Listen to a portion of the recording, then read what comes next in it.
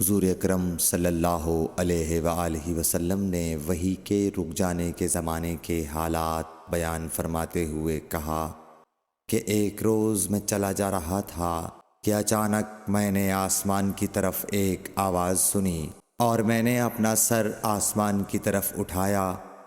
کیا دیکھتا ہوں کہ وہی فرشتہ جو میرے پاس غار حرا میں آیا تھا وہ آسمان و زمین کے بیچ میں ایک کرسی پر بیٹھا ہوا ہے۔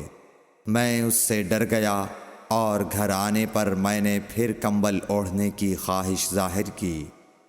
اس وقت اللہ پاک کی طرف سے یہ آیات نازل ہوئیں، اے لحاف اوڑھ کر لیٹنے والے، اٹھ کھڑا ہو اور لوگوں کو عذاب الہی سے ڈرا، اور اپنے رب کی بڑائی بیان کر، اور اپنے کپڑوں کو پاک صاف رکھ اور گندگی سے دور رہ۔ اس کے بعد وہی تیزی کے ساتھ پے در پے آنے لگی۔ صحیح بخاری حدیث نمبر 4۔